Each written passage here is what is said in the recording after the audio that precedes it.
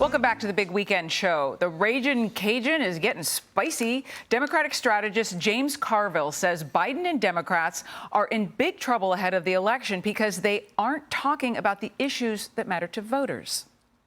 We keep wondering why these young people aren't coming home to the Democrats, why blacks are not coming home to the Democrats. Because Democratic messaging is full of that's why. And talk about cost of living.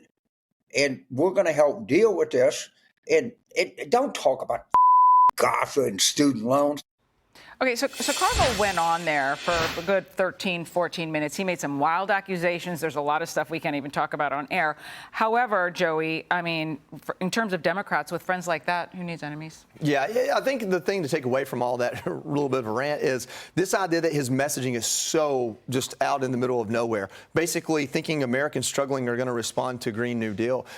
What really the irony here is that he had a front row seat to how to do this right.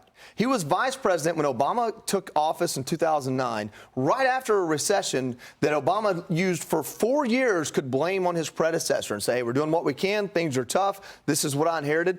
Not always honest, but at least it worked. He didn't offer up green energy. He didn't gaslight people and say, are you crazy that the stock market's doing great? It's just the bags of potato chips are smaller. He's not gaslighting people on this. Obama didn't, but that's what Biden's doing. And the other thing he's doing is he's creating fake numbers that people know are fake. This idea that he's created jobs because people went back to their job after COVID, and somehow that's creating jobs.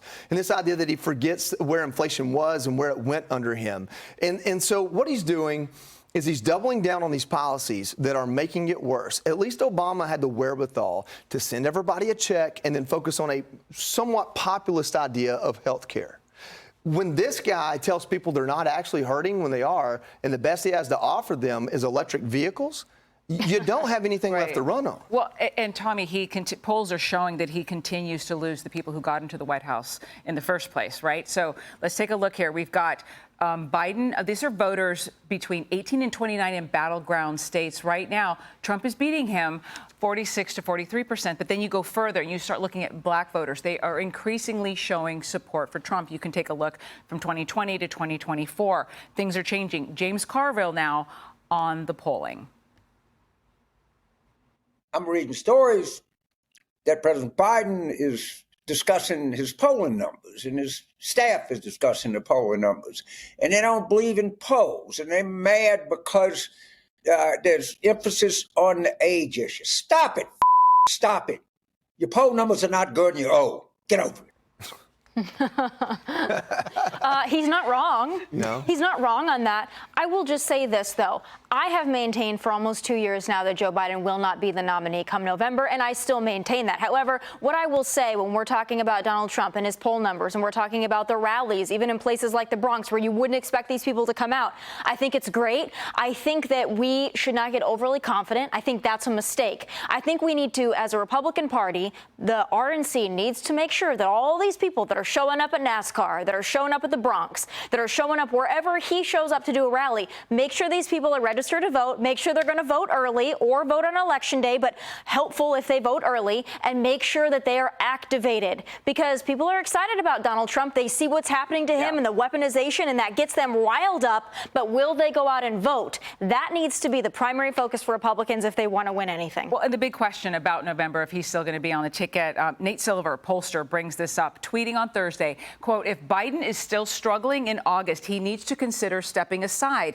It's not a great situation for D's either way, but you have to do due diligence on the question. It's an important election. Obviously, it shouldn't be taboo to talk about. Now, today, Shannon Bream on Fox News Sunday asked Jared Moskowitz, congressman from Florida, about this and whether or not that should be in the conversation.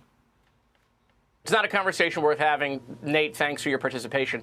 But this is ridiculous. We're well past that conversation. President Biden is going to be the nominee. We're going to have our convention, and he's going to win in November.